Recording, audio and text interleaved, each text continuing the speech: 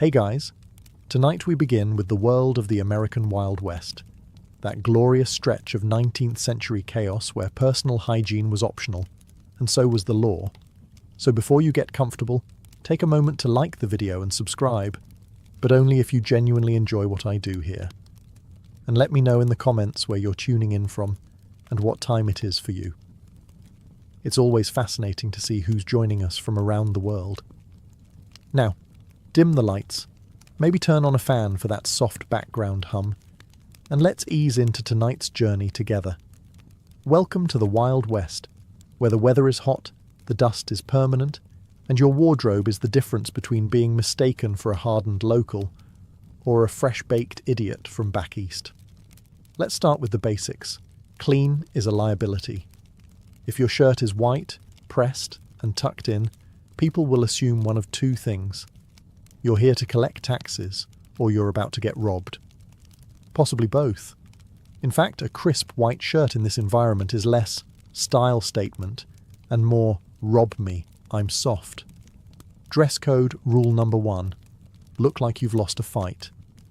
If your clothes aren't torn, patched, or at least stained with something questionable, you're either a lawman, a banker, or someone who hasn't been here long enough to regret it. Bonus points. If your coat smells faintly of old tobacco, gunpowder, and something no one dares identify. Colours.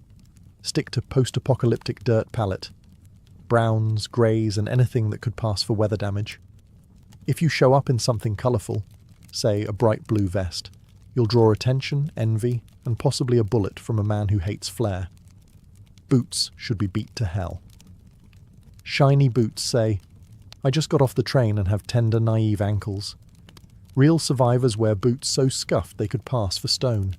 If one has a hole in it, congratulations, and you're finally blending in. Hats? Absolutely, but choose wisely. A hat that's too tall says, I'm compensating for something. A hat that's too small makes you look like a confused child lost at a gunfight. You want weather-beaten brim, not stagecoach magician. And yes, accessories matter. A bandana around your neck is great, unless you tie it like someone who reads poetry aloud at sunset. Go for, I use this to filter horse water, not, I wear this on dates. Optional, something rusty, a rusty knife, a rusty spur, a rusty flask you pretend still has whiskey in it. Rust tells people you've either survived a lot or given up entirely. Both are respected. In short, wear dust, wear grit, and wear the kind of expression that says, I've slept in a barn and liked it. Because in the Wild West, if you look important, you die first. In the Wild West, words were like bullets, best used sparingly, and ideally not aimed at someone's horse. Let's be clear, bragging will get you into trouble faster than dysentery in summer. No one cares if you were the fastest draw in Missouri, or if you once wrestled a mountain lion, which, let's be honest, was probably a house cat with an attitude. Out here, confidence is like seasoning. A little goes a long way, and if you lay it on thick, someone's going to want to test how crunchy you really are. So rule number 1, understate everything. If someone asks if you can shoot, shrug and say, a little. If they ask if you've ever been in a gunfight, say, not recently. Even if you've been in more shootouts than poker games, play it down. Bragging is a verbal invitation to get humbled, usually in public and usually face first. Now, about staring. Do not stare. Don't stare at the sheriff. Don't stare at the outlaw in the corner. Don't stare at the guy with 1 eye and 3 knives. The only thing you should stare at in the Wild West is your drink, and even then, only to make sure it's not moving. And then there's the horse situation. You may be tempted to compliment a man's horse. Don't. You may be tempted to pat the horse. Really don't. You may, and this happens, feel the urge to wink at a particularly majestic stallion. If you do this, prepare to be buried with your boots on. In the hierarchy of Western society, a man's horse ranks just above his mother and just below his revolver. Touching it, flirting with it, or even glancing too long at it is considered either a challenge or foreplay. Neither ends well. The safest approach? Head down, words short, and compliments limited to things that can't shoot back. Say things like, nice weather, or decent beans. Avoid saying, I'm pretty good with a gun, unless you want to demonstrate that skill immediately, while bleeding. The Wild West doesn't reward extroverts. It rewards people who can walk into a saloon, order a drink, and leave without anyone remembering their name, or their face. The Wild West was dotted with towns, some booming with promise, others rotting in their own legend. And choosing the wrong one was less about inconvenience and more about whether your bones would end up as set dressing in a saloon fireplace. First rule, avoid any town that describes itself as lively. That's code for gunfights at noon and burials by supper. If the sign outside is full of bullet holes and the welcome committee is just a vulture on a post, turn around. You're looking for something quiet, not dead, just underwhelming. A place where people are too tired to cause trouble and too dusty to chase you if you do. Then again, maybe you crave opportunity. Maybe you're thinking, I'll head to a boomtown. Yes, by all means. Try your luck in some rapidly sprouting gold rush hamlet where the population doubles every week, and so does the crime rate. You'll make money if you survive long enough to remember where you buried it. Boomtowns are where fortunes are made and morals are misplaced. No one asks questions. No one remembers names. And the only thing more inflated than the prices is the body count behind the saloon. But let's say you want stability, civilization, law, safety. So you go where the railroad stops and there's a church, a schoolhouse, and maybe even a mayor. Sounds ideal, until you realize the mayor is a drunk, the sheriff's been shot twice this week, and the preacher moonlights as a poker dealer. There is no such thing as a safe town out here. There are just towns where you die slower. Before you settle down, ask a few simple questions. Does this place have more graves than houses? Do people make eye contact, or reach for something when you enter the room? Is the general store selling coffins next to canned beans? If the answer to any of those is yes, keep riding. In the end, the perfect Wild West town isn't the one with riches, railroads, or romance. It's the one where no one notices you, no one asks where you're from, and, most importantly, no one assumes you're someone else they were supposed to shoot. If you thought surviving the Wild West would at least come with a good night's sleep, you might be suffering from cranial optimism, a rare condition not commonly found west of the Mississippi. In this world, sleep isn't rest, it's roulette. A necessary but deeply dangerous lapse in vigilance. Sure, your body needs to recharge, so does your horse. But unlike your horse, you don't have eyes on the side of your head or the ability to kick threats in the chest while lying down. Start with the options. You've got 3. Option 1, the saloon floor. Charming, historic, soaked in a decade's worth of spilled drinks, shattered teeth, and possibly blood. If you're lucky, you'll share space with 3 other unconscious men and 1 dog that might be dead or just sleeping off a fight. Either way, no refunds. Option 2, a cot at the local boarding house. It's cleanish, has walls, probably a ceiling, maybe even a bed frame. But don't let that fool you. Every snore in the next room is a potential knife fight waiting to happen, and good luck locking your door. Most locks are ceremonial. Option 3, the great outdoors. Nature, silence, exposure, coyotes, bandits, sudden storms, all the classic wilderness features, plus a 100% chance of waking up with something crawling on you, possibly with opinions. So what do? You sleep like a nervous raccoon, one eye open, one hand near a weapon, and never ever facing the wall. That's how you get silently robbed, or worse, hugged by a prospector. Pro tip. If you hear someone whispering your name while you're half asleep, don't answer. It's either a ghost, a hallucination, or someone about to sell you land that doesn't exist. The key is to nap aggressively and often. 10 minutes behind a barrel. 15 in the saddle while your horse pretends to know where it's going. An hour in the jail cell before the sheriff realizes you're not technically under arrest. In the Wild West, water is life. It's also disease, deception, and, on occasion, solid proof that God had a sense of humour. Let's start with the obvious. Most water out here is trying to kill you. It might look clear, might sound like a gentle brook, but make no mistake. That gurgling stream is carrying more bacteria than a barber's shared tooth pliers.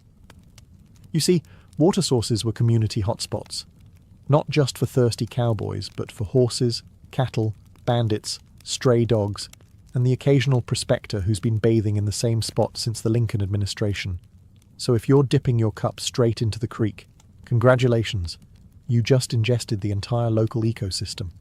You could try boiling it, assuming you have a fire, a pot, and 10 minutes of peace, which in the Wild West is the same as asking for a unicorn.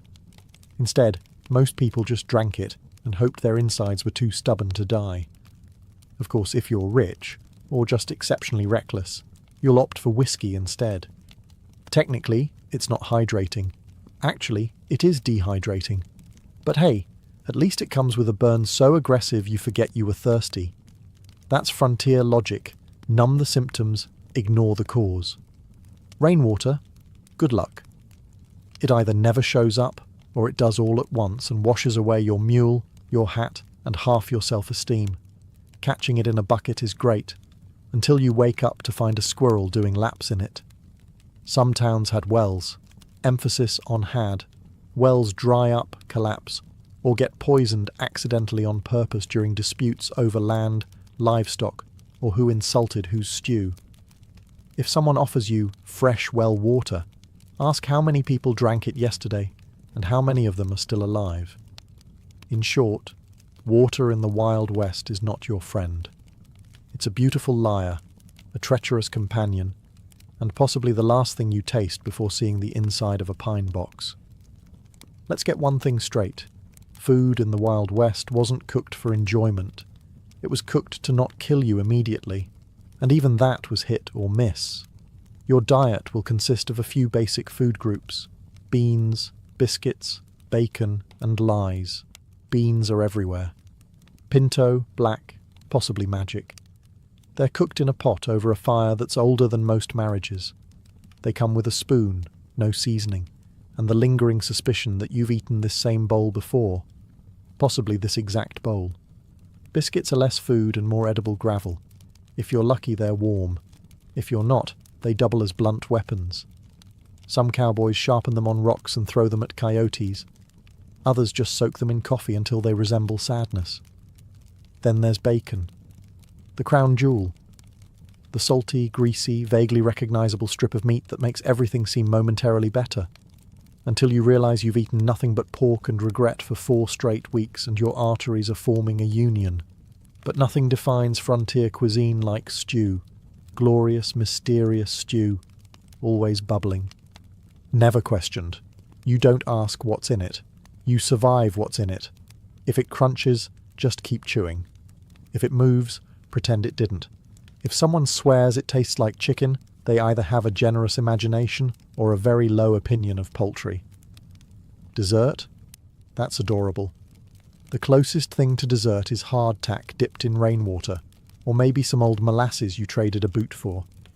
If you managed to find a pie in the Wild West, it was probably baked by the devil or someone trying to kill a marshal. Now let's talk about coffee. Frontier coffee is less of a beverage and more of a philosophical test. It's blacker than night, thicker than motor oil, and brewed in a pot that hasn't been washed since the war. It'll wake you up, clear your sinuses, and possibly reset your memory. In the Wild West, your horse isn't just your transportation. It's your roommate, therapist, security system, and occasionally, the only thing in your life with a functioning survival instinct. Let's be clear. Your horse doesn't trust you, and frankly, it shouldn't. You're a bipedal liability who thinks riding into an unfamiliar canyon at dusk is a good idea. Your horse, meanwhile, knows the last 3 people who tried that are currently buzzard snacks. This creature, muddy, stubborn, and with the attitude of an exhausted schoolteacher, is smarter than you, more aware of its surroundings, and infinitely more judgmental. Horses sense danger before you do. They hear distant rustling, feel vibrations in the earth, and can tell when something's about to go terribly wrong.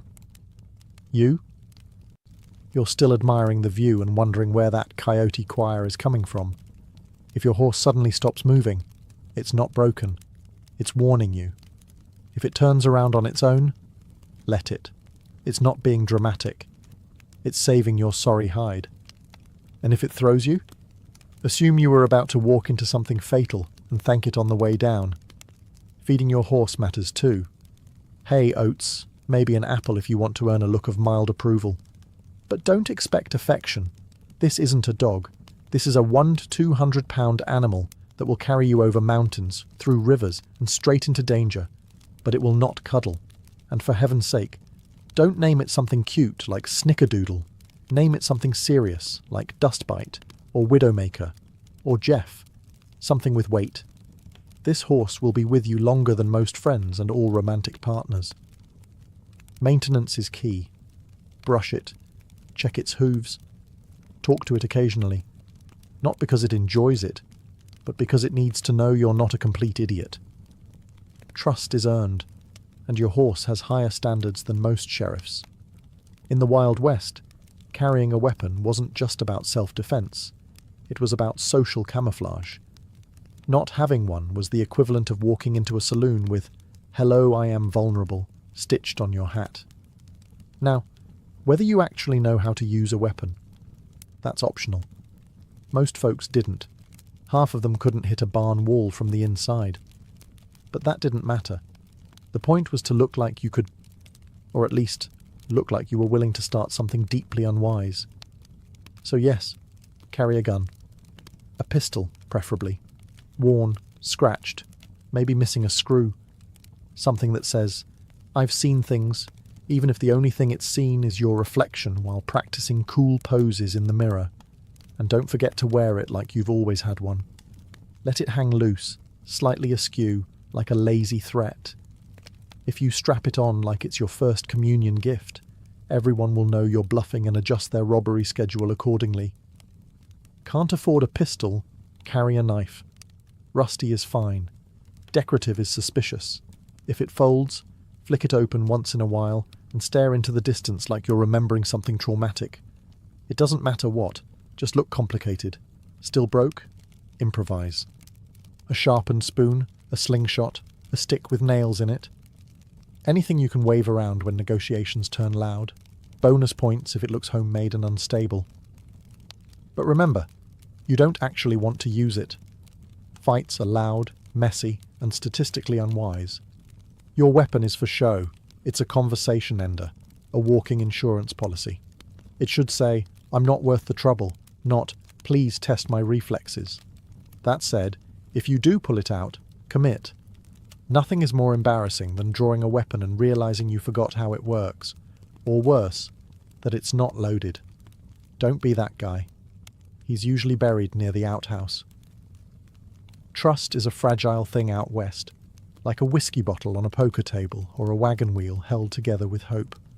And if someone introduces themselves as Doc, Dutch, or Dusty, congratulations. You've just met someone who will definitely get you into trouble, and possibly into a shallow grave. Let's start with Doc. Sounds respectable, right? Wrong. Doc is not a doctor. He may have once looked at a medical book. He may have removed a bullet with a spoon, but more likely, he's just the guy with the steadiest hands during hangovers. If Doc offers you whiskey for the pain, it means he's about to amputate something, possibly by mistake. Then there's Dutch.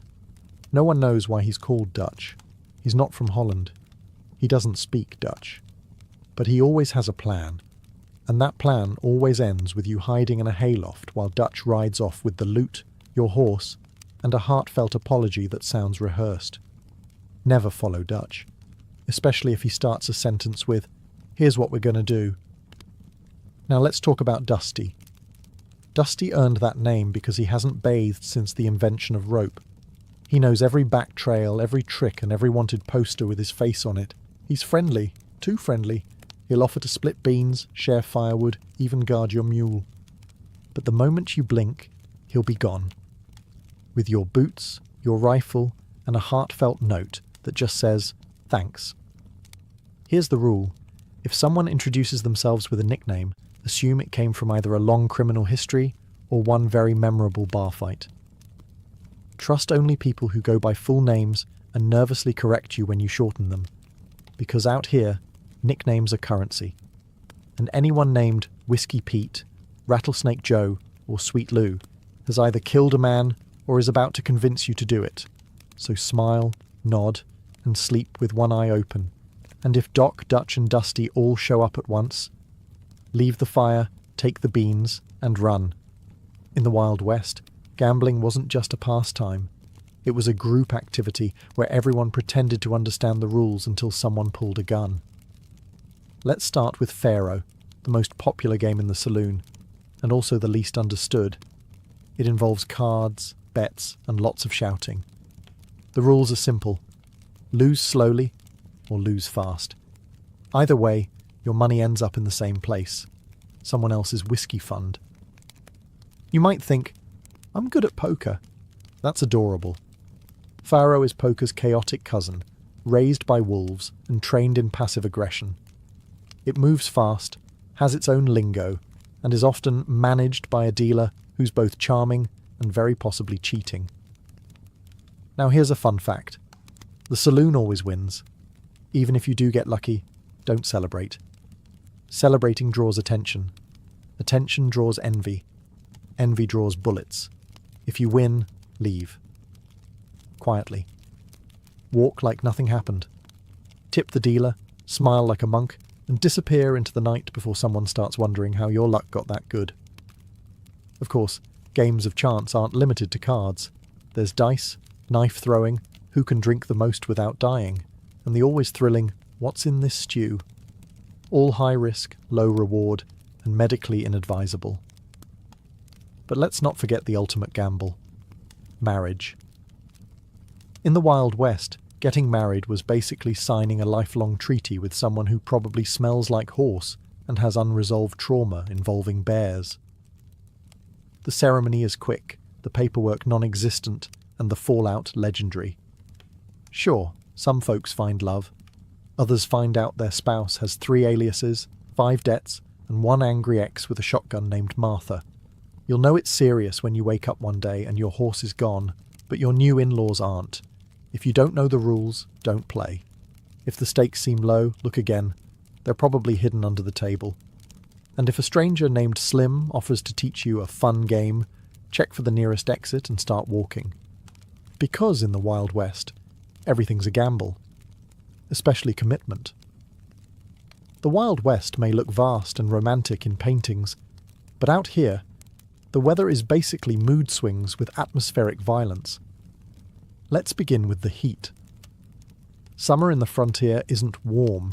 It's a full-body hallucination where your boots melt into the dirt and your hat becomes less fashion and more survival dome.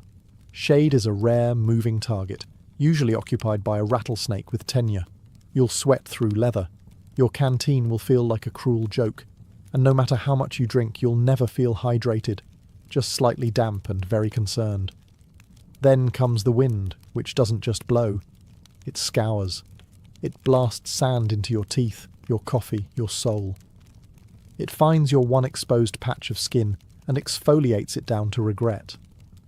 Locals refer to it as the breeze, which is adorable in the same way a stampede is called a jog. But wait, let's not forget rain, that rare and deeply suspicious event. When it comes, it doesn't trickle politely. It arrives with biblical vengeance, turning the ground into soup and your tent into a water feature. Roads vanish. Mules panic. You discover your boots are in fact waterproof, in the same way a sponge is waterproof. And then there's winter. Snow in the west isn't fluffy or magical. It's a silent assassin. It shows up without warning, buries everything, and turns your daily routine into a survival drama. Water freezes. Fingers go numb. You start naming your firewood for company. Pro tip: never trust a blue sky. It's a trap. You'll step outside thinking, what a nice day, only to be chased by lightning, hail, or a dust devil that wants your hat and possibly your soul. Out here, weather isn't something you enjoy, it's something you endure. The sun bakes you, the wind peels you, and the rain mocks you. Your wardrobe is never right, your gear is always wet, and your mood is permanently weather-aware. The movies got it wrong. In the Wild West, no one actually shouts, "I'm outta here," and storms off into the sunset with dramatic music swelling. You know what happens to those people? They get followed, or worse, remembered. The real pros? They leave like ghosts. No farewell speeches, no eye contact, and absolutely no final drink at the bar. You settle your tab early, nod to no one in particular, and disappear into the horizon like a man with debts, secrets, and a healthy respect for survival. You see, staying too long in any town is a gamble. The longer you linger, the more likely someone will decide you look like a guy they used to hate, or owe money to, or swore revenge on during a particularly emotional card game. Best case scenario, they just want your horse. So when the signs start showing, when the saloon piano stops mid-song as you walk in, when the sheriff asks where you're from again, or when a stranger keeps flipping a coin while staring directly at your boots, it's time to saddle up. Quiet departures are an art form. You pack your things before dawn. You don't make a sound. You leave behind anything noisy, sentimental, or flammable. If you must say goodbye, make it vague. I got business east. That could mean anything: trade, trouble, or just a powerful desire to not be shot at breakfast. And don't look back. Nothing meaningful is ever behind you in the Wild West, except poor choices and people who can't shoot straight but try anyway. Want to make a reputation? Stay and fight? Want to survive past 40? Ride away while no one's watching? The only thing better than a legacy is a pulse. Even better, leave before you're expected to. Depart mid-conversation, mid-drink, mid-chicken. They'll spend days wondering where you went and whether they should follow. They shouldn't. In a saloon full of big hats and bigger mouths, it's easy to be distracted by the loudest guy in the room. He's usually the one telling a story about how he fought off 3 Apaches, 2 bounty hunters, and a thunderstorm, all before breakfast. Ignore him. He'll be dead by Friday. No, the real danger is the man in the corner, the one nursing the same drink for an hour, the one who hasn't said a word, hasn't blinked since you walked in, and who may or may not have been carved from tree bark. That's the one who's survived 5 shootouts, 3 ambushes, and 1 marriage. He's not quiet because he's shy. He's quiet because words waste oxygen, and he's saving his breath for when someone needs burying. You see, in the Wild West, talkers talk, but quiet men plan. They size you up. They count how many steps to the door. They know which floorboard squeaks and where the nearest gun is, even if it's yours. It's easy to mistake silence for peace. Big mistake. The loud ones cause the fights. The quiet ones end them. Swiftly, efficiently, and usually before the bartender has time to duck. And don't think you're in the clear just because someone's polite. Yes, ma'am, doesn't mean he won't shoot you through the soup bowl if he thinks you're reaching for something. In the West, civility is just a sheath for violence. If a man turns down a drink, nods without smiling, and leaves his hat on even inside, be respectful. Be cautious. And under no circumstance should you challenge him to anything. Not poker, not horseshoes, not even small talk. Because there's a reason the cemetery is full of loud men, and the quiet ones are still riding. In the Wild West, whiskey wasn't just a drink. It was a lifestyle, an excuse, and occasionally a court defence. Shot a hole through the saloon wall. Whiskey. Married a stranger in a poker haze. Whiskey. Woke up pantsless next to a cactus and a goat named Tobias. Definitely whiskey. Blaming the whiskey is a time-honoured tradition out here. It's the cowboys' version of "my dog ate it." And the best part? People accept it. No one expects great decisions from a man who's been sipping firewater since sunrise. Now, don't confuse whiskey with flavour. It tastes like regret and burns like honesty. But it does the job. It numbs the senses, blurs your memory, and temporarily turns terrible ideas into excellent ones. you'll find yourself thinking, yes, I can jump across that ravine, or, sure, I trust this stranger with face tattoos and no eyebrows. Whiskey is also the great social equalizer. You could be a ranch hand, a gunfighter, or the town mayor. By the third shot, everyone's slurring the same song and arm wrestling the same table. It brings people together, briefly, just before the chairs start flying. If someone calls you out for bad behaviour, just say, I don't remember. Must have been the whiskey. No one will question it. Not even the sheriff, who's likely nursing his own flask of plausible deniability. But beware, whiskey doesn't solve problems. It postpones them until they return with interest, usually holding a grudge and a rope. And it has a funny habit of turning just one drink into, why is the jailer calling me by my first name? Still, the frontier code remains. When reality becomes inconvenient, whiskey is the scapegoat. Blame it freely, blame it often, and never let facts interfere with a good story. Just remember, the morning after, that's on you. Whiskey won't explain the bruises, the debts, or why you now apparently own half a mule trading business. So raise a glass, take a sip, and prepare to blame the bottle. Because out here, whiskey doesn't fix your life. It just makes you too dizzy to notice it's broken. In the Wild West, everybody wanted to be a legend, until they saw how legends usually ended.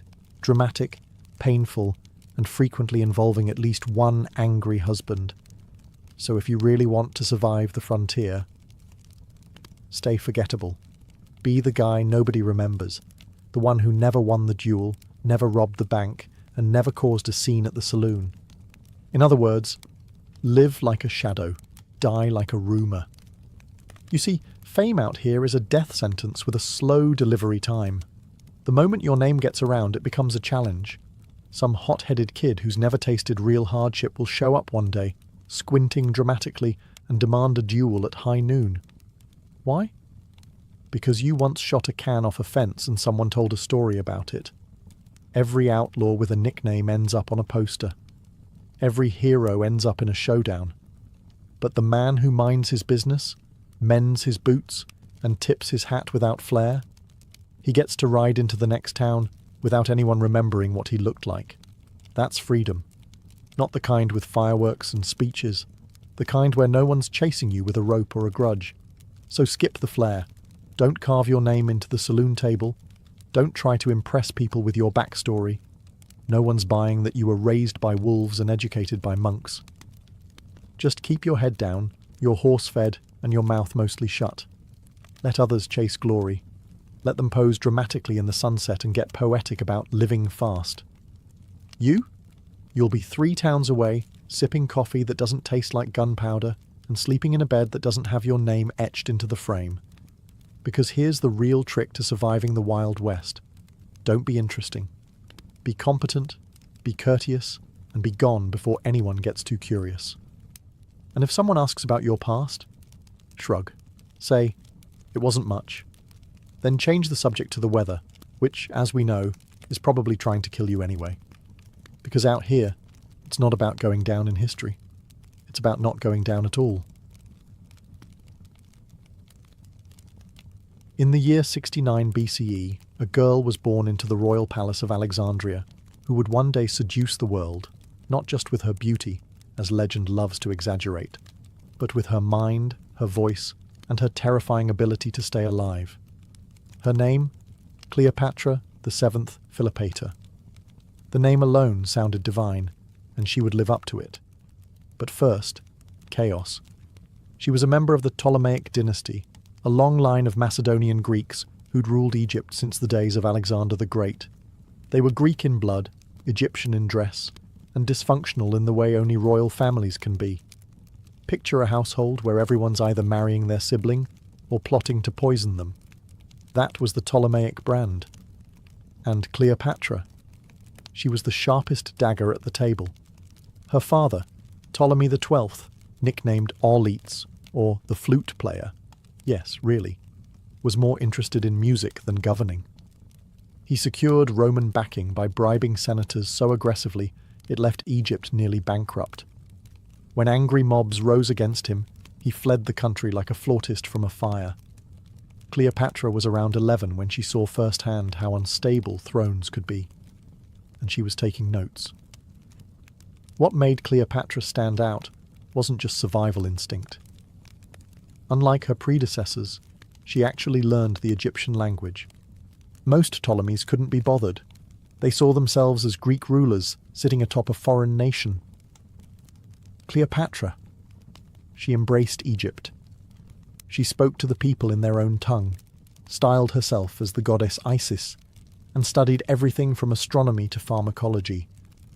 She was being trained not just to rule, but to outlive her enemies. Behind those palace walls, Cleopatra witnessed a masterclass in political paranoia. Brothers betrayed sisters. Sisters poisoned nephews. The servants kept their mouths shut and their heads low. Cleopatra, however, walked through the snake pit with her eyes wide open. She wasn't waiting to inherit power. She was learning how to seize it. In a world where women were expected to smile and stay silent, Cleopatra was already planning her speeches. She would not be the wife of a pharaoh. She would be the pharaoh. And as Egypt teetered on the brink of civil war and Roman ambition loomed ever larger, the girl born in chaos prepared to become its storm. Upon her father's death in 51 BCE, Cleopatra VII found herself co-ruler of Egypt, on paper at least. The arrangement, dictated by her father's will and rubber-stamped by Rome, forced her to share the throne with her 10-year-old brother-husband, Ptolemy XIII. Yes, brother-husband. Welcome back to the Ptolemaic family tree, which looked less like a tree and more like a tangled shrub of incest and assassinations. Initially, Cleopatra tried to assert herself as the primary ruler. Her face appeared alone on some early coins, which in ancient monarchic PR meant, "This is my empire now." But her advisors, many of them loyal to her brother's regents, had other plans. Within a year or two, she was exiled from Alexandria altogether, tossed out of her own palace by a cabal of teenage boys in togas and men who smelled like stale wine and ambition. Cleopatra didn't cry.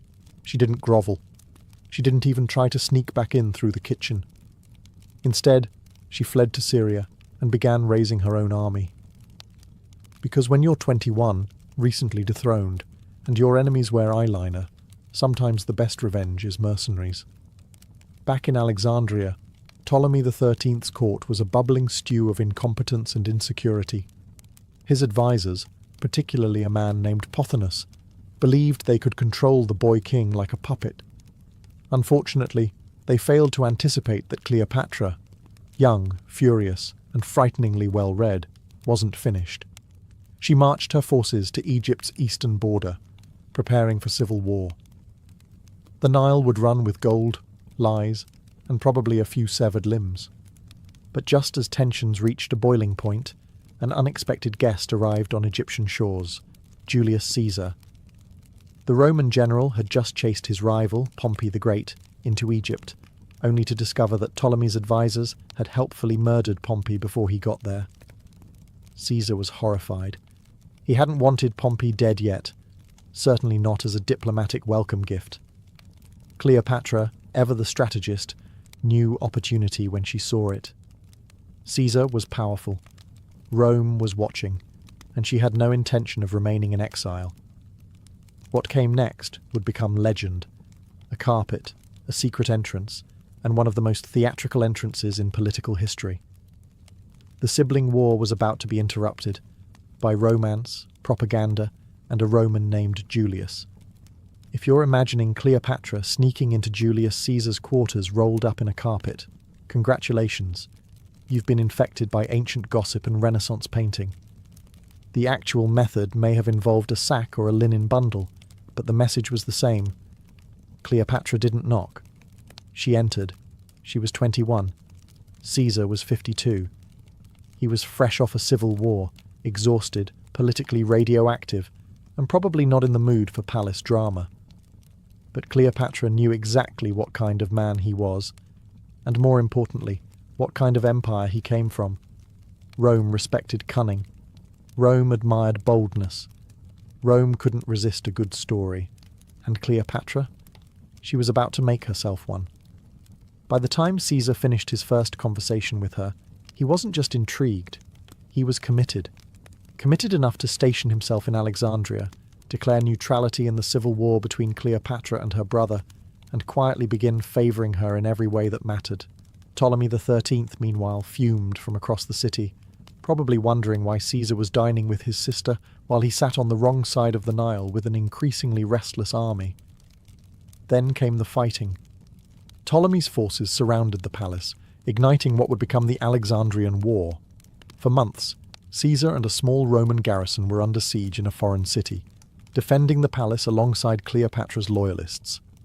At one point, Caesar even ordered part of the Alexandrian harbour set ablaze to secure supply lines, accidentally torching part of the Library of Alexandria in the process. Oops. Eventually, reinforcements arrived. Ptolemy's forces were crushed in a final chaotic battle. The boy king drowned trying to flee, dragged under by his own armour. Cleopatra, now rid of her brother-husband, was suddenly sole ruler again.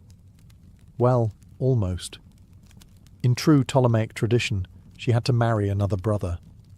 This time it was Ptolemy XIV, aged about 12, who posed even less of a threat. Cleopatra ruled. He stayed out of the way. And what about Caesar? He lingered. For months. Some said he was entranced, others said he was calculating, but Cleopatra gave birth to a son, Caesarion, Little Caesar, and named him publicly as Caesar's heir. Whether Caesar acknowledged the boy in private or not, in Egypt, Cleopatra made sure everyone knew. Rome had given her a child. Egypt had a prince. And she had just rewritten the future. After the dust of the Alexandrian War settled, Cleopatra VII was firmly in control of Egypt. But she wasn't content with being queen of just the Nile. No, her ambitions stretched beyond sand and pyramids. She wanted to be seen by Rome, admired, respected, and maybe just a little feared. In 46 BCE, Cleopatra sailed to Rome. Not quietly, not modestly. This was Cleopatra, after all. She arrived on a regal barge, with an entourage that sparkled and gossiped and made the Roman elite clutch their pearls. And behind her came her toddler son, Caesarion, whose very existence was a problem. Because Julius Caesar already had an official heir in Rome, his grandnephew Octavian. Still, Caesar welcomed Cleopatra. He gave her a villa just across the Tiber from his own. They dined, schemed, and whispered behind closed doors, while Roman senators muttered into their goblets of watered wine. Cleopatra was not a Roman wife. She wasn't even a Roman citizen. She was, to conservative eyes, a foreign temptress playing queen in the heart of the Republic. Public opinion turned sour. The people admired Caesar, but they didn't love what he was becoming.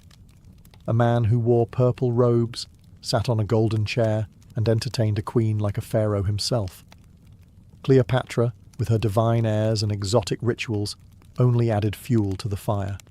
To some, she was the embodiment of Rome's worst fear, monarchy in silk and eyeliner. And then came the Ides of March.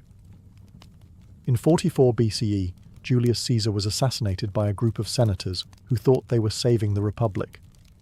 Cleopatra, still in Rome, suddenly found herself in danger, with no protector, no allies, and a child who might now be considered a threat. She fled. Back to Alexandria. Back to the kingdom she actually ruled. There was no mourning parade, no grand farewell. But Cleopatra didn't leave empty-handed.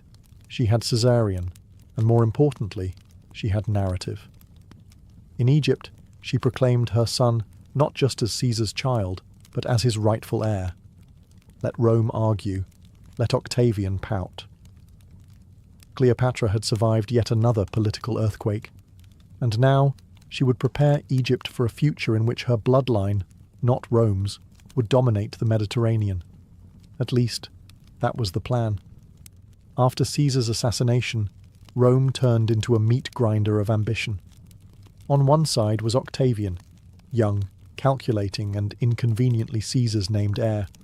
On the other was Mark Antony, older, charismatic, and a general with the loyalty of the legions and the drinking habits of a satyr on vacation. Cleopatra watched this chaos from Alexandria, calculating her next move like a seasoned chess master with cobra-shaped pieces. In 41 BCE, Mark Antony summoned Cleopatra to Tarsus to explain her alleged support for Caesar's enemies. She could have sent a scroll. She sent herself instead, on a golden barge, sails scented with incense, dressed as the goddess Isis, reclining under a canopy like she'd invented divine appearances and velvet cushions. It wasn't diplomacy. It was theatre. And Antony, lover of spectacle and wine, was utterly captivated. Cleopatra didn't grovel or negotiate. She dazzled. Within days, Antony forgot about the interrogation and became her companion, her lover, and eventually her political ally. He followed her back to Alexandria like a toga-clad puppy, where they spent the winter feasting, drinking, and co-creating a sort of royal frat party known as the Inimitable Livers. Cleopatra wasn't just seducing a man, she was binding Roman power to Egyptian interests. The relationship was more than pillow talk. Cleopatra gave birth to twins, Alexander Helios and Cleopatra Selene, and later a third son, Ptolemy Philadelphus. She now had a dynasty with Roman blood. Antony, meanwhile, had officially abandoned his Roman wife, Octavian's sister no less, setting Rome's teeth further on edge. The tabloids, if papyrus had gossip columns, would have exploded. But Cleopatra wasn't just interested in romance. She wanted protection for Egypt and expansion of her territory. Antony granted her lands, Cyprus, parts of Syria, even parts of Arabia. To Rome, it looked like he was handing over chunks of the empire to his exotic mistress. To Cleopatra, it looked like success. Back in Rome, Octavian simmered. Antony was supposed to be his ally. Instead, he was throwing kingdoms around like party favours and living like a Hellenistic rock star in Alexandria. The stage was set. The political triangle between Cleopatra, Antony, and Octavian would soon collapse into something more destructive. For now, Cleopatra had love, land, and legitimacy. But in Rome, knives were being sharpened. Again. By 34 BCE, Cleopatra was no longer just Queen of Egypt. She was Queen of Kings. Literally. That year, in a lavish ceremony known as the Donations of Alexandria, Mark Antony stood beside her, dressed in Roman garb but acting like an Eastern monarch, and publicly handed out territories to Cleopatra's children as if he was Zeus with a map. Caesarion, her eldest son with Julius Caesar, was proclaimed King of Kings. Her twins with Antony received Armenia and Media. Her youngest, Ptolemy Philadelphus, got Syria and Cilicia, and Cleopatra herself. She was declared Queen of Kings, not just of Egypt, but of lands Rome considered its own. The crowd roared. Roman senators fumed. This wasn't a donation. It was a declaration. Cleopatra and Antony weren't just lovers. They were carving out a new Eastern Empire. To Octavian, this wasn't romantic. It was treason. The optics were damning. A Roman general seduced by a foreign queen, giving away Roman provinces to illegitimate children, while drinking himself senseless in an Alexandrian palace that smelled of lotus and revolution. Octavian, ever the spin doctor, seized the moment. He launched a public smear campaign, accusing Antony of betraying Roman values and naming Cleopatra as the snake behind the man. He even read Antony's will aloud in the Senate, conveniently obtained and possibly forged, which claimed Antony wanted to be buried in Alexandria beside Cleopatra. Scandalous, treasonous, perfect for stirring up Roman rage. War was inevitable. The Roman people, always suspicious of monarchs and women with ideas, rallied behind Octavian. He declared war, not on Antony directly, but on Cleopatra. This was strategic. By targeting a foreign queen, Octavian could frame the coming conflict as Rome versus an outsider, not another bloody civil war. And Cleopatra? She wasn't backing down. She sent ships, silver, and soldiers to support Antony's campaign. In 32 BCE, Cleopatra and Antony sailed together to confront Octavian's forces. They weren't just lovers anymore, they were military partners. But whispers of betrayal, desertion, and divine arrogance followed them like smoke. Cleopatra had risked everything, her throne, her children, her dynasty, for this alliance. The only question now was, would the gods favour love or empire? Spoiler: Rome rarely chooses love. In September of 31st BCE, the fate of Cleopatra and Mark Antony came down to one decisive moment: the Battle of Actium. It was supposed to be their grand military triumph, a bold stand against Octavian's rising Roman machine. Instead, it became a slow-motion disaster with oars. Their combined fleet, parked off the coast of western Greece, was impressive. Hundreds of warships, thousands of men, and enough Egyptian gold to make the gods blush. But it was also bloated, indecisive, and weighed down by conflicting egos. Cleopatra, commanding her own fleet, wasn't just there for decoration. She was funding the war, she was a queen on deck, and she was betting everything. Octavian's forces, led by his capable Admiral Agrippa, were leaner, faster, and far better coordinated. They cut off supply lines, harassed enemy ships, and outmaneuvered Antony's sluggish galleys. Meanwhile, Antony's men were starving, demoralized, and wondering if their general was more focused on Cleopatra's eyes than on naval strategy. Then came the moment of infamy. During the heat of the battle, Cleopatra's fleet suddenly turned and fled the scene, heading south toward Egypt. Some say it was a planned maneuver, others claim it was panic. Antony, either overcome by devotion or sheer confusion, followed her, abandoning his fleet and turning a military contest into a humiliating rout. His soldiers, left behind, surrendered to Octavian. The war, in essence, was over. Rome had won. The queen and her general had sailed home not as victors, but as fugitives. Back in Alexandria, Cleopatra tried to maintain control. She fortified the city. She sent envoys. She may have even considered Plan B, negotiating her survival by offering to hand Antony over to Octavian. But nothing worked. Octavian was coming, and this time there would be no carpets, no speeches, and no second chances. Mark Antony, humiliated and slipping into despair, blamed treachery and fate. Cleopatra watched her empire unravel like linen in a storm. Her sons, her living legacy, were now potential hostages. Her carefully constructed image as Queen of Kings was turning to ash. The woman who had once dazzled Caesar, seduced Antony, and defied Rome, was cornered. All that remained was how she would choose to fall. By the summer of 30 BCE, Alexandria was suffocating under the shadow of doom. Octavian's forces had crossed into Egypt. The city, once a glittering jewel of the ancient world, now braced for conquest. And inside the palace walls, Cleopatra and Mark Antony were unravelling. Antony, once Rome's most celebrated general, had become a ghost of himself. His pride was shattered. His army had either surrendered or defected. Rumours swirled that Cleopatra might strike a secret deal with Octavian, offering her throne and Antony's head as the price of her children's survival. The tension snapped on a single lie. A messenger falsely reported that Cleopatra had died, likely part of her own scheme to test Antony's loyalty or buy time. Whatever the plan, it backfired. Antony, devastated, did what Roman men were trained to do in the face of honour lost. He fell on his sword, but he didn't die.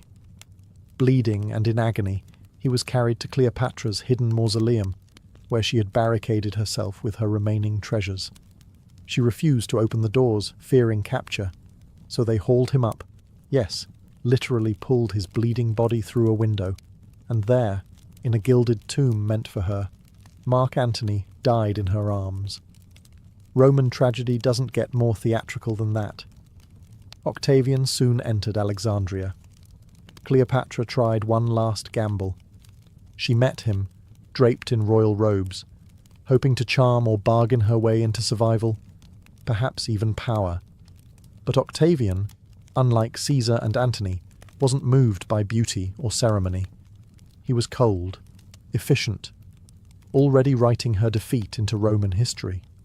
He seized her children, annexed her empire, and made it clear she would be paraded through Rome as a trophy, a living symbol of Roman victory over Eastern decadence. Cleopatra had seen what Roman triumphs did to queens. Her sister Arsinoe had once walked that path in chains. Cleopatra would not. She arranged her own death with the precision of a ruler, not a victim. On August 12th, 30 BCE, at the age of 39, Cleopatra took her life, perhaps with a poisoned comb, perhaps with the bite of an asp. The method is uncertain. The message was not. If she could not rule in dignity, she would die as a queen. Cleopatra VII was dead. Her body, embalmed in secrecy and sorrow, was laid to rest beside Mark Antony, by her own request, and surprisingly granted by Octavian. The queen and the general, who had once dreamed of carving out a new empire, were now buried in the ruins of their failed ambition. But death did not end Cleopatra's influence. If anything, it made her immortal. Octavian, soon to be Augustus, Rome's first emperor, had won. Egypt was now a Roman province. Caesarion, Cleopatra's son with Julius Caesar, was executed quietly.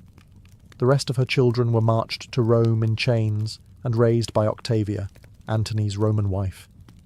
History is cruel that way. Yet Cleopatra refused to be erased. She lived on, not in monuments or statues, most were destroyed or repurposed, but in stories. In Roman propaganda, she was cast as a manipulative seductress who bewitched noblemen and led them astray. In art, she became the exotic queen, draped in jewels, clutching an asp to her breast.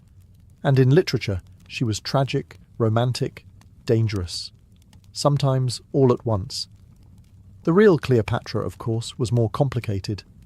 She was the last of a dynasty that had ruled for 3 centuries. She spoke 9 languages. She was a master of diplomacy, naval strategy, and survival in a world where rulers dropped like flies in honey. She outlived assassins, civil wars, and 2 of Rome's most powerful men. She ruled Egypt not as a puppet queen, but as a divine monarch who understood her people, played the long game, and dared to dream beyond the Nile. Her death marked the end of the Hellenistic age. With her gone, Egypt would never again be ruled by a native-born pharaoh. The temples would fall silent, the hieroglyphs would fade. But Cleopatra, clever, cunning, captivating Cleopatra, would remain. For centuries to come, she would be reimagined. As a harlot, a heroine, a goddess, a schemer. Shakespeare turned her into poetry. Hollywood turned her into a spectacle. And every generation, it seems, rediscovers her, trying to decide if she was a power-hungry seductress or a brilliant woman crushed by empire. Maybe she was both, but one thing is certain. When the ancient world gasped its last, it did so in Cleopatra's voice. Between the 8th and 14th centuries, the Islamic world blossomed into a cultural powerhouse. Spanning from the golden courts of Al-Andalus in modern-day Spain to the scholarly libraries of Baghdad, this vast civilization was not only trading silk and science, it was trading sound. Music wasn't background noise. It was medicine, mathematics, theology, and pleasure, all woven into a single tradition. Unlike in many medieval European contexts, where music often belonged strictly to churches or courts, the Islamic world embraced a more holistic approach. Music filled mosques, markets, palaces, and private homes. It was debated by philosophers, written about by doctors, and taught in madrasas, alongside astronomy and geometry. To the people of this world, sound was more than entertainment. It was a reflection of cosmic order, a mirror of the divine. Arabic music inherited much from its neighbours: Persian refinements, Byzantine modalities, Indian rhythms, but it didn't just borrow, it synthesized. Musicians and theorists developed complex scales called makamat, rhythmic cycles called ikat, and theories that described the emotional and even physical effects of different melodic forms. They wrote treatises explaining how a certain mode could ease sadness, invigorate tired limbs, or help the soul ascend to higher understanding. In the palaces of Damascus and Cordoba, caliphs hosted court musicians who were both performers and scholars. In fact, some rulers, like the Abbasid Caliph Harun al-Rashid, considered musical patronage a sign of prestige. Instruments weren't just heard, they were honoured. Poets compared them to the human voice, to birdsong, to divine whispers. The result? A musical tradition that was both deeply rooted in science and profoundly spiritual. Music was used to heal, to educate, to seduce, and to resist. It served as both a form of expression and a tool of empire, connecting Arabic-speaking cities with Persian poets, Berber drummers, and Andalusian string players. This was not a world of rigid notation or dusty scores. It was a world of improvisation, oral transmission, and living memory. Musicians learned by listening, repeating, and slowly becoming vessels for centuries of accumulated sound. Before we examine the instruments themselves, one thing is clear. The medieval Islamic world did not just have music, it lived in it. If the medieval Islamic world had a musical soul, it beat through the curved wooden body of the oud. Instantly recognizable with its pear-shaped form and short fretless neck, the oud was the undisputed king of instruments. Its sound was warm, resonant, and deeply human, like a voice singing without words. The oud wasn't just an instrument, it was a symbol of refinement, scholarship, and high culture. Poets wrote verses comparing it to the moon. Mystics claimed it brought them closer to the divine.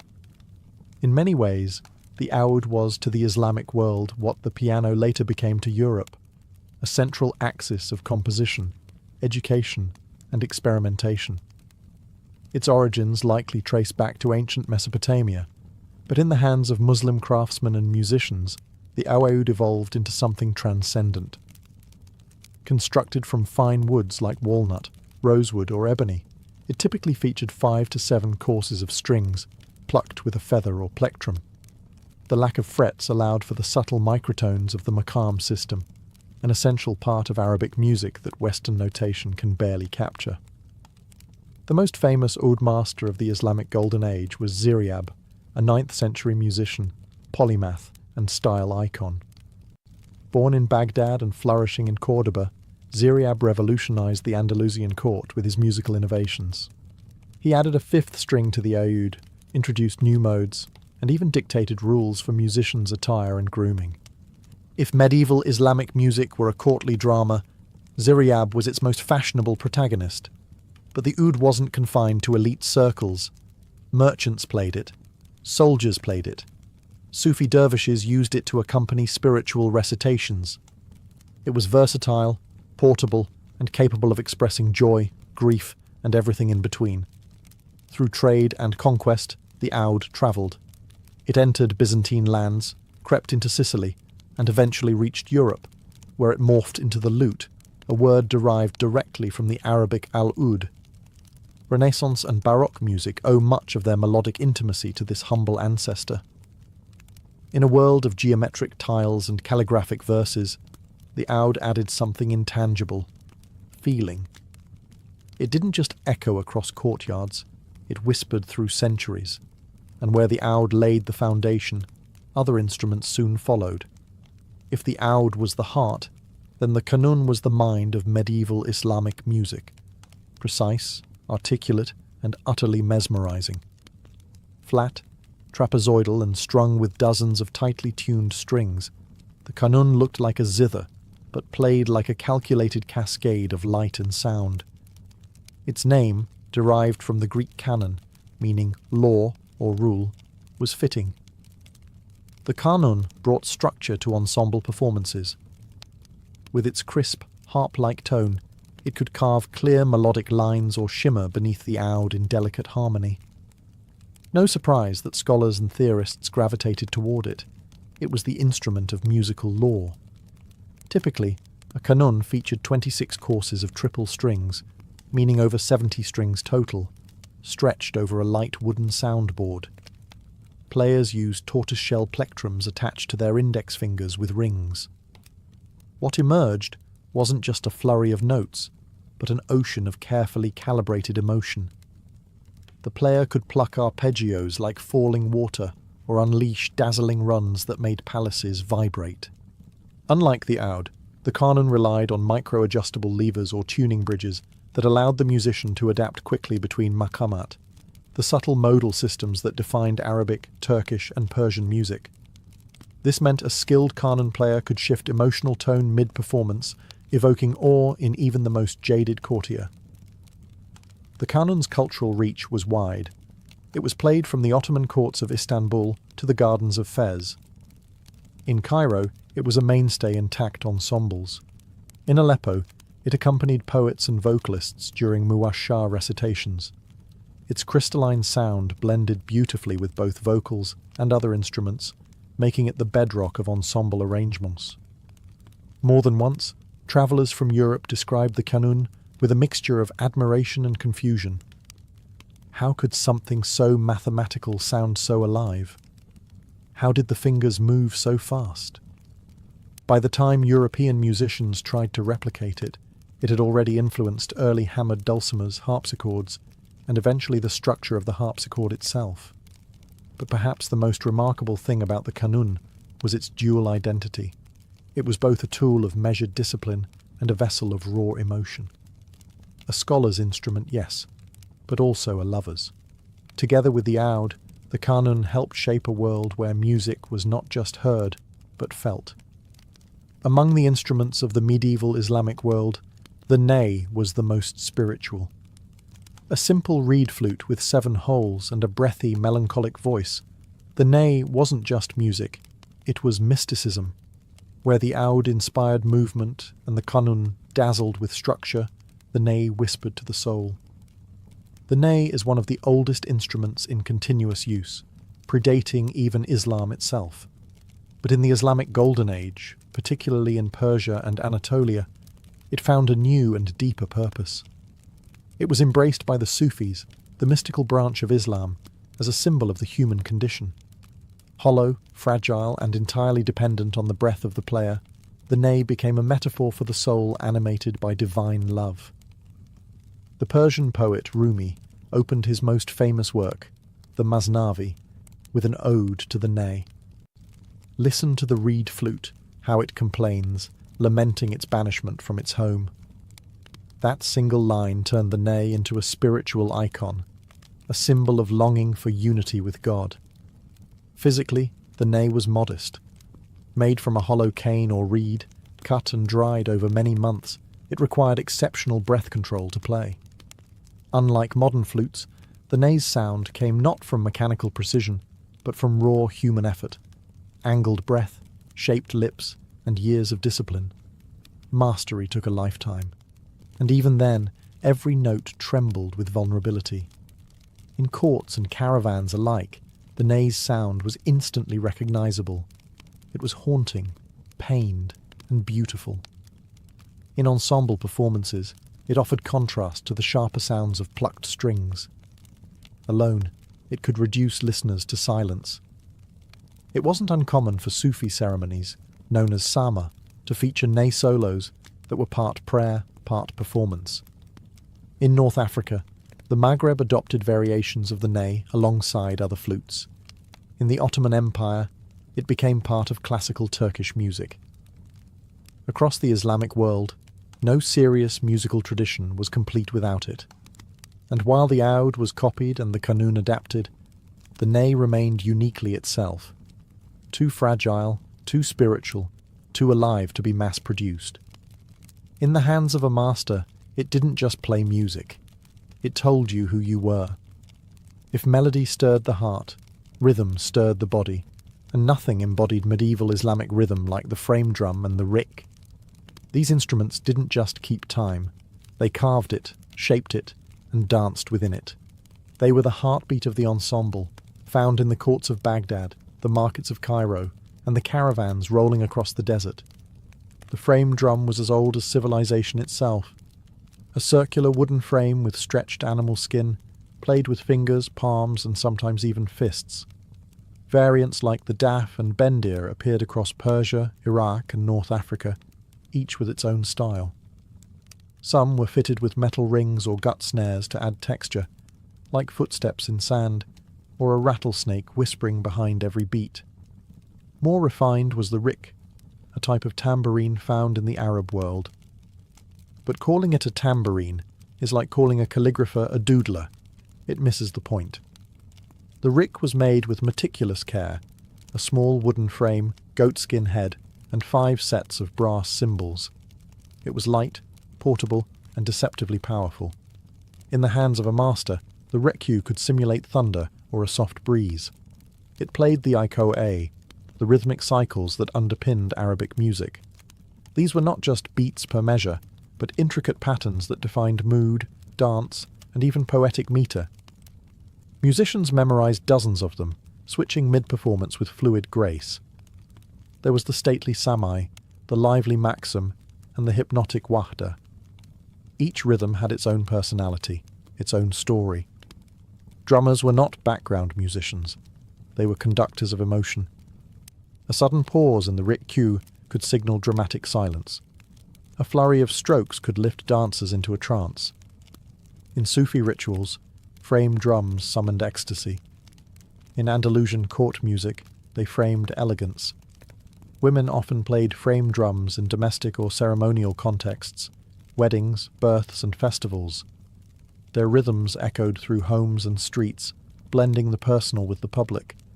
The impact of Islamic percussion travelled too. Frame drums found their way into Europe via Spain and Sicily. Renaissance music absorbed these pulses like spices in a stew. Without rhythm, melody drifts.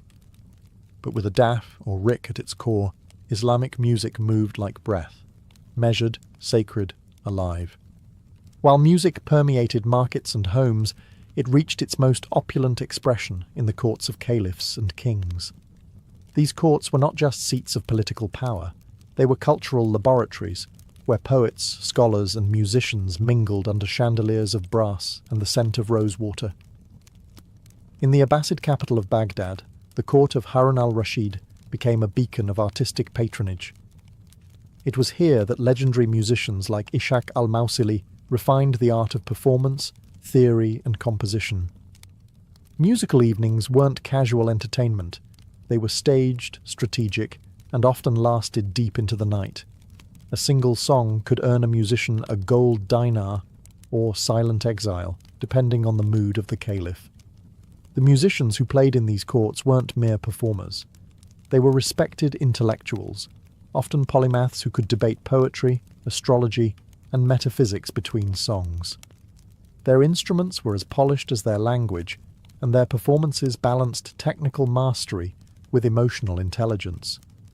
You didn't just need fingers, you needed philosophy.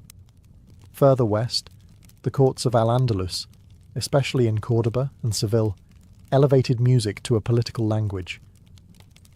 It was here that Ziryab, the taste-making exile from Baghdad, reshaped court life completely.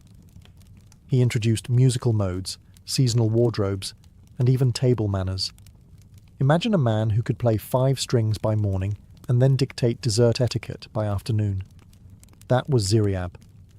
Music in these courts was both spectacle and sophistication.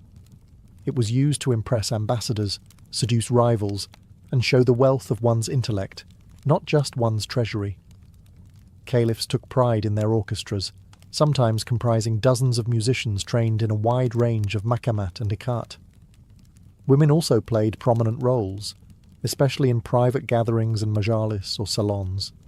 Some were enslaved courtesans trained from childhood in poetry, music, and etiquette. These Kian were prized not just for beauty, but for wit and artistry. Their music could flatter a guest or offer veiled political critique behind metaphor-laced verses.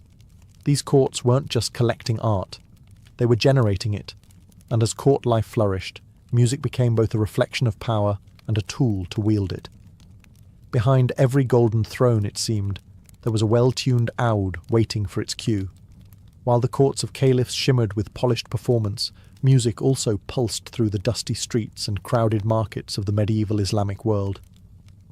In these more humble spaces, music was alive in a different way. Raw, rhythmic, spontaneous, and often loud enough to compete with clanging blacksmiths and braying camels. In marketplaces, known as souks or bazaars, music served a practical and emotional purpose. Travelling musicians, some professionals, some beggars, played for coins and attention. They sang ballads of love, parables or current events, sometimes making fun of politicians or praising local heroes. The instruments were portable, small frame drums, reed flutes, fiddles, and occasionally the rabab, a spiked fiddle with a voice as scratchy as a gossiping neighbour. Music in the streets wasn't always formal. It was a part of life. Children learned songs while playing. Merchants hummed as they set up stalls. Camel drivers used rhythmic chants to coordinate movement across long journeys. Music was mnemonic. It taught values, preserved local history, and reminded people when to wake, pray, and rest. Religious music had its own place, though with more nuance. The adhan, or Islamic call to prayer, though not technically music, was, and still is, deeply melodic. Delivered 5 times a day from minarets, the adhan followed specific melodic contours based on regional style. It wasn't improvisation for fun. It was an invocation of the sacred. Within Sufi traditions, however, music entered the mosque itself. The sama, a spiritual concert, combined chanting, recitation, and sometimes instrumental accompaniment. The goal wasn't applause, but annihilation of the self in divine ecstasy. Here, the ney and the daf weren't mere instruments, they were bridges between the seen and the unseen. Still, music also had its critics. Certain conservative scholars, including figures like Ibn Taymiyyah, denounced music as a distraction from spiritual discipline. Others debated which instruments were halal, permissible, or haram, forbidden. The debate was never settled, and the rules varied by time, region, and ruler. Yet despite the arguments, the music never stopped. It spilled into weddings, processions, harvest festivals, and funerals. It crept into alleyways and echoed from balconies. While scholars argued doctrine, people played. In short, if courts curated music, the streets lived it. In the medieval Islamic world, music wasn't just an art. It was a science, literally. From the academies of Baghdad to the observatories of Toledo, scholars explored music with the same seriousness they gave astronomy, algebra, and medicine. In their eyes, sound was not merely heard. It was measured, theorized, and even used to heal. One of the most influential thinkers was Al-Farabi, a philosopher and polymath who lived in the 10th century. In his Kitab al-Musika al-Kabir, the Great Book of Music, Al-Farabi didn't just describe instruments. He mapped out the physics of sound, the emotional qualities of different maqamat, and the impact of melody on the human spirit.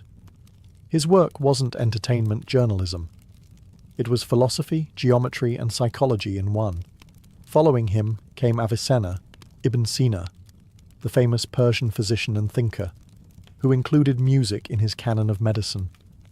According to Avicenna, the right melody could regulate the humours of the body, reduce anxiety, and even aid digestion. That's right, healing through harmonics.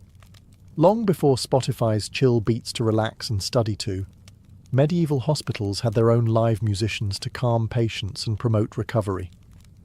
Music was also tied to mathematics. Following the tradition of Pythagoras, Islamic scholars believed that harmony in sound reflected harmony in the cosmos. Ratios between string lengths, vibrations, and tones were seen as reflections of divine order. In essence, the universe itself was humming, and the human ear was simply catching a whisper of that celestial rhythm. Instruments, too, were constructed with mathematical precision. Luthiers, instrument makers, used proportions and measurements that mirrored those used in architecture and astronomy. Every oud, every kanun, was a formula you could strum. Music theory books flourished, written in Arabic, Persian, and later Ottoman Turkish. These weren't just manuals, they were treatises, filled with diagrams, philosophical arguments, and musical notation systems unique to the region. They showed scales, intervals, rhythms, and their theoretical impact on mood, health, and morality. This fusion of sound and science wasn't an accident. It reflected a world-view where knowledge was unified. Medicine, music, and metaphysics weren't separate disciplines. They were harmonies in the same divine song. So when the ode played or the ney wept, it wasn't just music. It was a reflection of the universe itself. As the medieval Islamic world flourished, its music didn't remain contained within its borders. It travelled, by caravan, by sea, and through conquest and cultural exchange. And with it went the instruments, the theories, the rhythms, and the very spirit of a civilization that saw music as both divine and mathematical. The most direct and lasting influence landed in Europe, particularly through Al-Andalus, Islamic Spain. Cities like Córdoba, Granada, and Seville became cultural melting pots where Muslim, Christian, and Jewish musicians shared scales, borrowed melodies, and translated each other's treatises. The oud morphed into the lute, which became central to Renaissance music.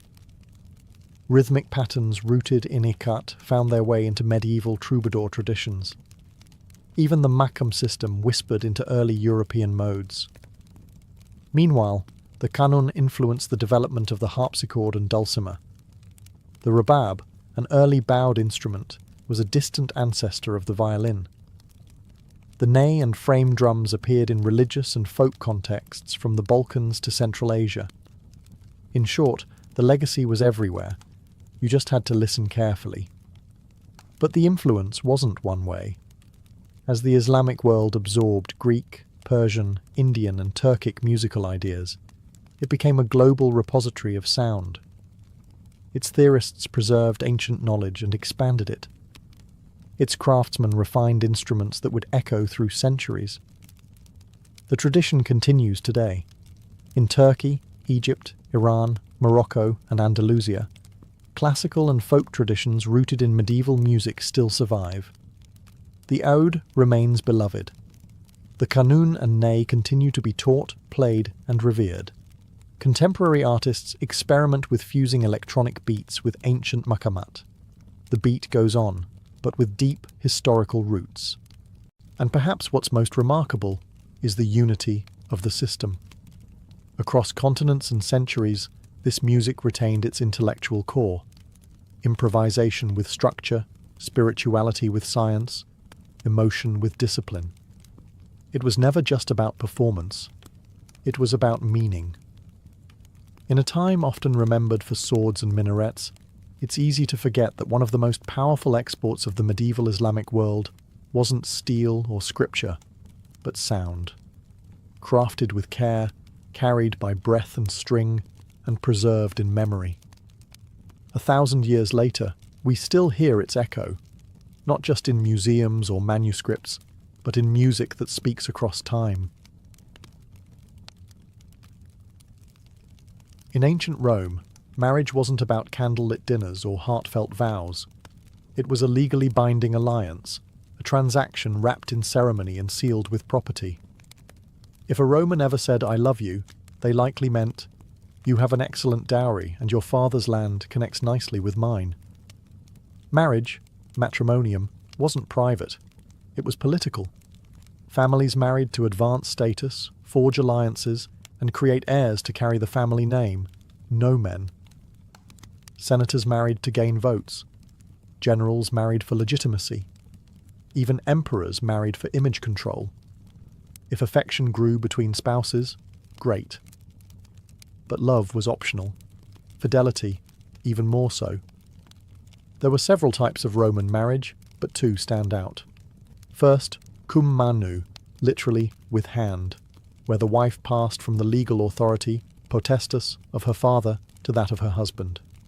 In this form, the woman was effectively adopted into her husband's family, losing her inheritance rights in her natal household. Romantic, right? The second, and eventually more popular, was sine manu, without hand, where the wife remained legally under her father's control. This gave her more financial independence and allowed her to retain property and legal identity. Upper-class women eventually favoured this style, especially as Roman women began to wield more quiet power in social and financial spheres. The ceremony itself, known as the confariatio, if done religiously, involved a priest, a shared cake made of spelt, and the symbolic joining of hands. But don't let the baked goods fool you. This wasn't a spiritual union. It was a public contract. Witnesses were required, and the contract included meticulous dowry records. Ah, yes, the dowry, the glue that held it all together.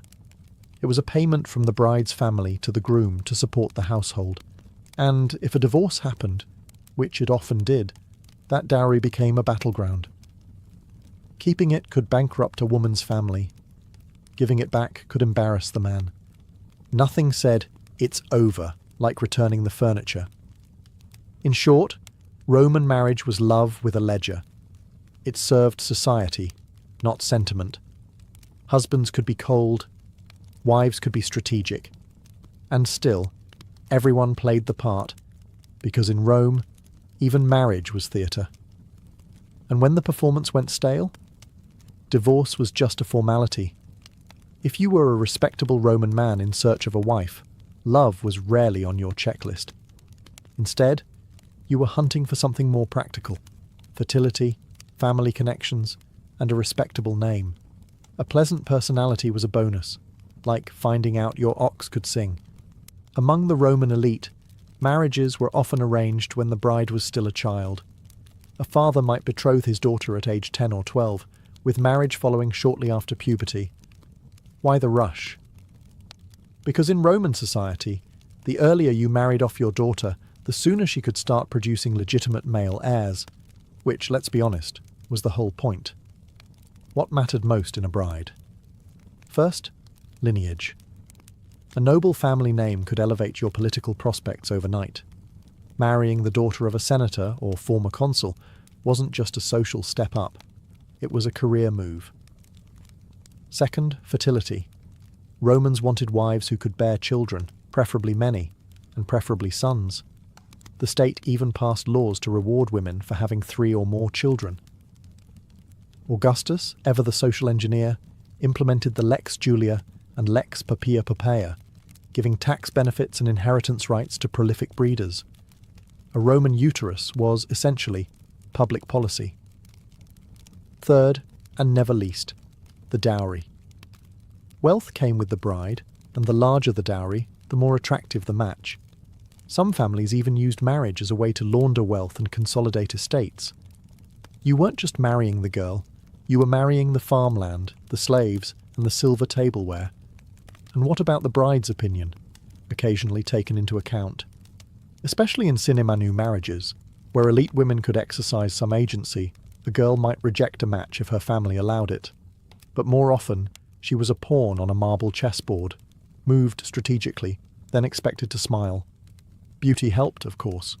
A well-groomed daughter with clear skin, good teeth, and a modest demeanour stood a better chance of being chosen. But beauty without pedigree or dowry, useless. It was the ancient Roman version of being Instagram famous, but broke. In the end, a Roman wife was chosen for what she could offer the household, not the heart. And once she entered that household, expectations were sky high. In ancient Rome, weddings were not private affairs whispered under olive trees. They were public performances, social contracts dressed in white wool and political subtext. A Roman wedding was equal parts religious ritual, family negotiation, and upper-class networking event, with the bride caught somewhere between a blessing and a bargaining chip. The process began with the sponsalia, a formal engagement that could be sealed with a handshake or even a written promise. Fathers agreed, witnesses nodded, and the future bride often had little say. The groom was usually in his 20s or 30s, the bride, frequently in her early teens. Nothing like starting a lifelong bond before you've finished your childhood. The main event was the nuptia, and it came with all the ceremonial bells and whistles, minus the actual bells.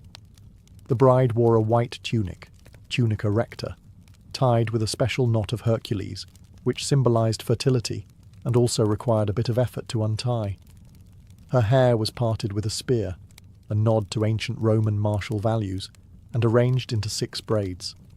Topped with a flame-coloured veil, flammeum, she looked less like a young woman and more like a sacrificial goddess.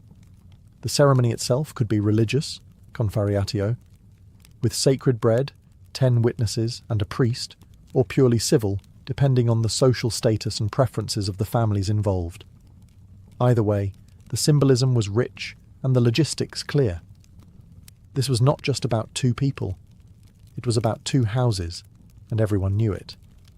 After the formalities, the bride was taken from her parents in a mock abduction, a theatrical nod to the legendary rape of the Sabine women. Carried over the threshold of her new home, she was welcomed with fire and water, symbols of domestic life. Then came the wedding feast, which could be either modest or outrageously decadent, depending on how many senators you needed to impress. Gifts were exchanged, toasts were made, and the couple, who may have barely spoken before this, was expected to begin their new life with Roman efficiency.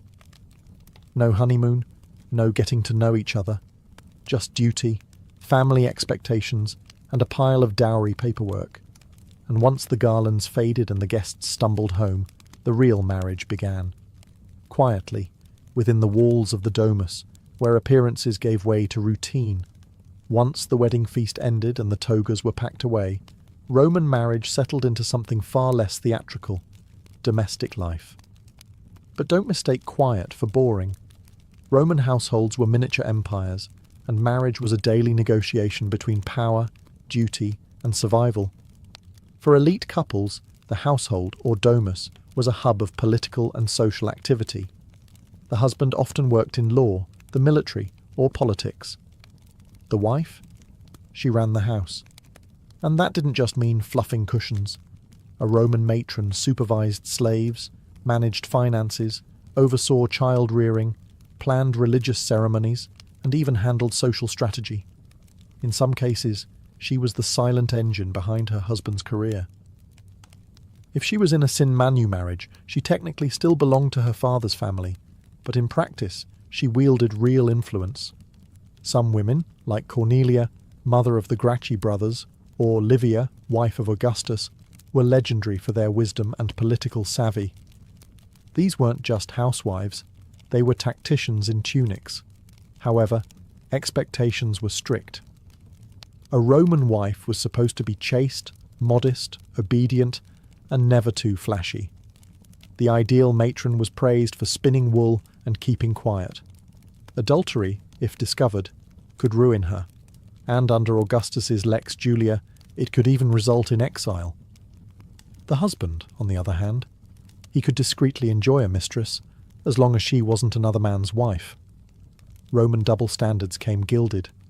Still, many marriages were affectionate, even tender. We have love letters, tomb inscriptions, and poetry that suggest real emotional bonds. Husbands praised wives as companions, muses, and equals. One inscription simply reads, "She lived with me for 40 years without a single quarrel," which is either deeply romantic or completely fabricated. Children were a shared goal, and fertility was almost sacred. A wife who bore many children gained social standing, one who didn't face suspicion, pressure, and often blame. Miscarriages, infant mortality, and the danger of childbirth made family life emotionally fragile. In the end, Roman marriage was about more than romance or routine. It was a social machine, an alliance that shaped politics, economy, and legacy. But when that machine broke down, Romans had a surprisingly simple solution. In ancient Rome, marriage might have been a public alliance, but divorce? That was often handled with the same effort as cancelling a subscription. No courtroom drama, no priestly intervention, just a statement of intent, and sometimes not even that. Divorce in Rome wasn't scandalous, it was normal, especially among the elite, where marriages were forged for strategy, not soulmates. If the alliance no longer served political, financial, or social goals, it could be dissolved as quickly as it had been arranged. For most of the Republic and well into the Empire, divorce required no written contract, no official approval, and no specific reason. A simple declaration, "Tuas res tibi habeto," take your things and go, could end the union. That was it. No-fault divorce 2,000 years before modern family law. Either spouse could initiate it, though in practice men had more freedom to act unilaterally. Women, especially those in sine manu marriages, did sometimes file for divorce themselves. All they had to do was leave the house and take their dowry back, assuming the husband didn't contest it.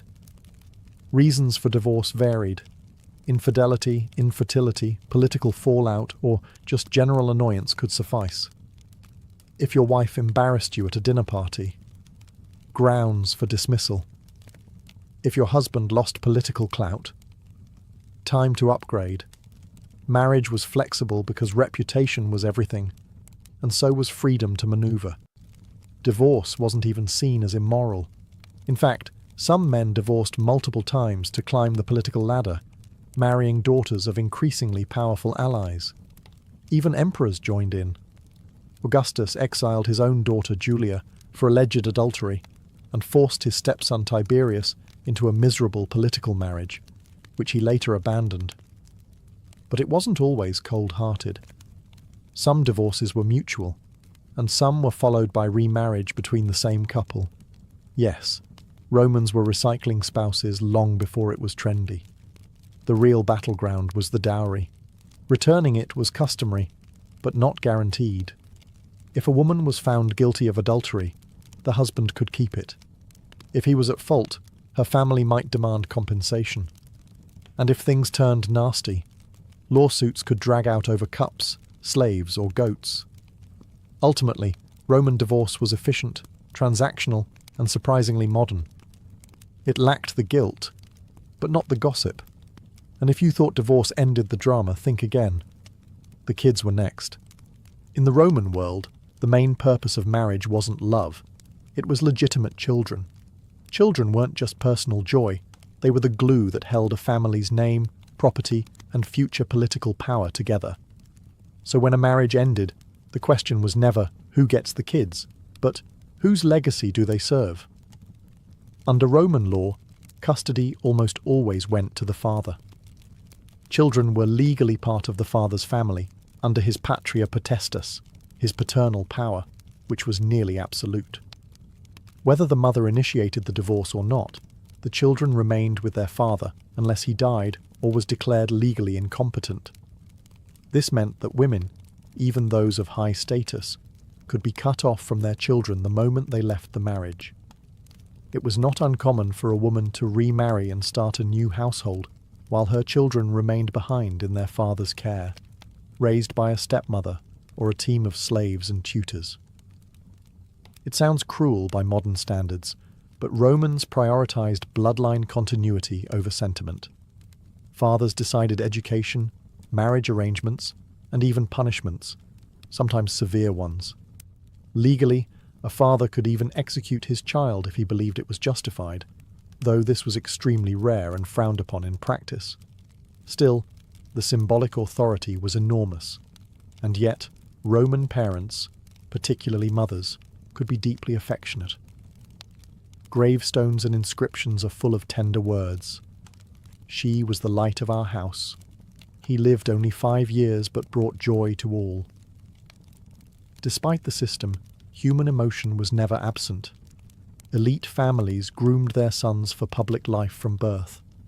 Boys were trained in rhetoric, history, and martial virtues. Daughters, meanwhile, were prepared for the social choreography of aristocratic marriage, learning modesty, obedience, and the art of managing a household that might house 50 slaves and multiple generations. Illegitimate children had few rights unless officially recognized. Adoption, on the other hand, was a powerful tool. A childless man could adopt a nephew or someone else's son entirely to ensure his name didn't die with him. Emperors like Augustus and Hadrian used adoption strategically to create heirs when biology didn't cooperate. In Rome, children weren't just a joy, they were infrastructure, and every marriage, every divorce, every dynasty was built on their shoulders. Despite the legal imbalance, Roman women, especially from elite families, were far from powerless in matters of marriage and divorce. With clever maneuvering, wealth, and sharp political instincts, many Roman women learned to use the system rather than be crushed by it. Take Livia Drusilla, the wife of Augustus. She divorced her first husband while pregnant, yes, really, to marry Octavian, soon to become emperor. She went on to become one of the most politically influential women in Roman history, advising her husband, manipulating succession, and maintaining her own estates. She didn't just survive the Roman marriage game, she mastered it. Or consider Fulvia, who married not one, not two, but 3 prominent Roman men, each more politically ambitious than the last.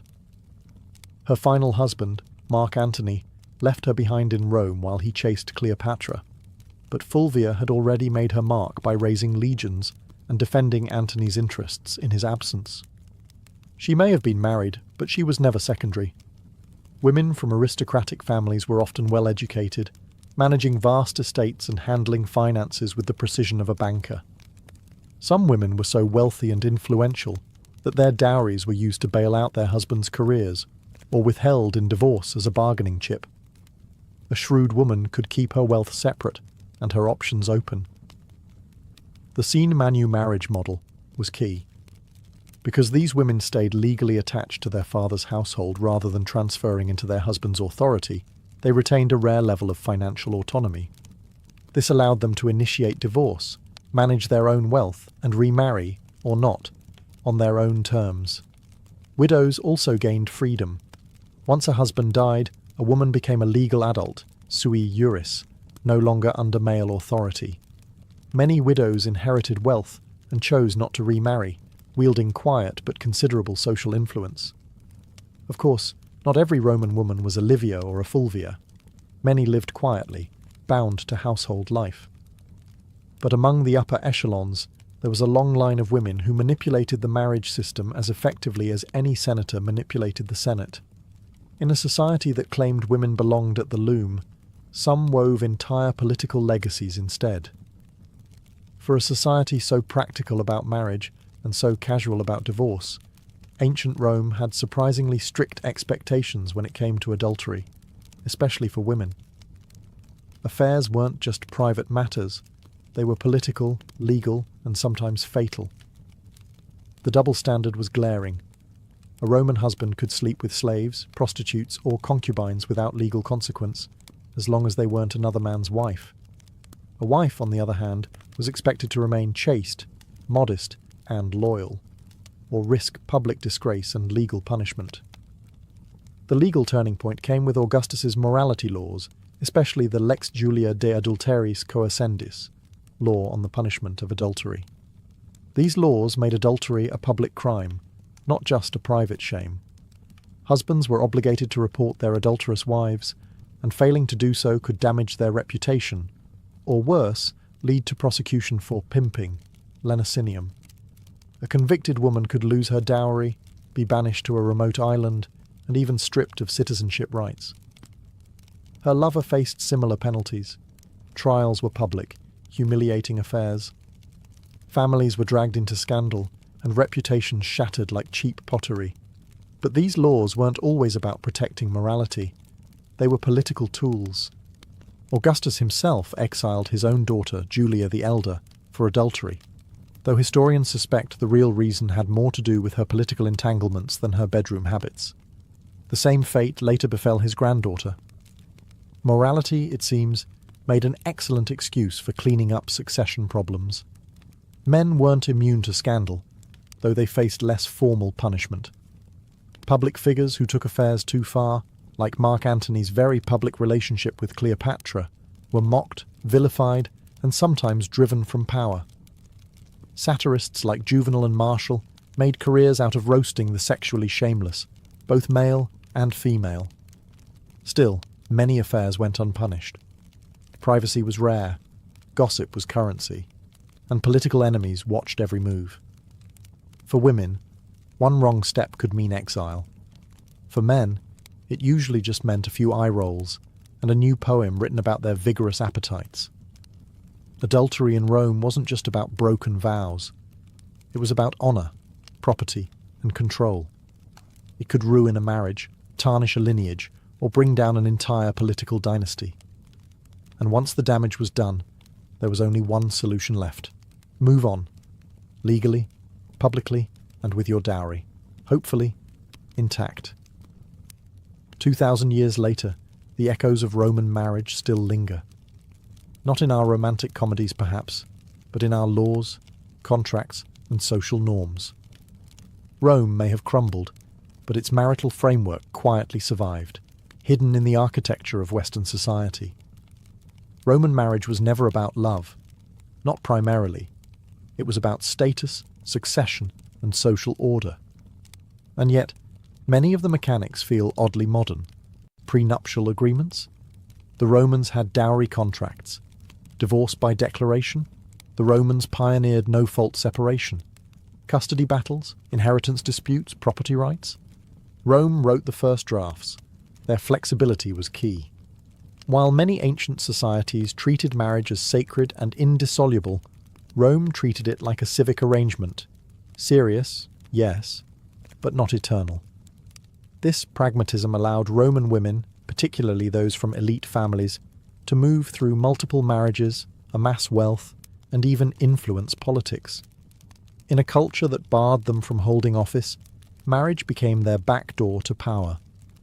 The legal distinctions they developed, sine manu, cum manu, dowry clauses, patria potestas, formed the basis of civil law in much of Europe and influenced modern systems from France to Latin America. Even the term matrimony survives from Latin matrimonium, which literally means the state of being a mother. That tells you everything about Roman priorities. But perhaps the most human legacy is this. Romans never stopped debating what marriage was for. Was it to produce heirs? To secure alliances?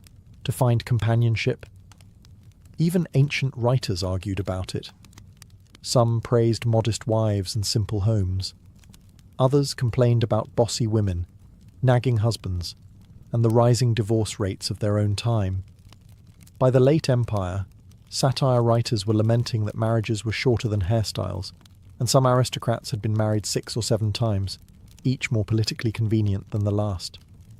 Despite all the rules, rituals, and expectations, Roman marriage was ultimately shaped by people, flawed, ambitious, passionate people, doing their best to balance personal desire with public pressure. They didn't always succeed, but they left behind a system that was astonishingly resilient. So the next time you see a wedding ring, a divorce settlement, or a political power couple smiling through gritted teeth, remember, the Romans were doing it first, with fewer vowels and more marble.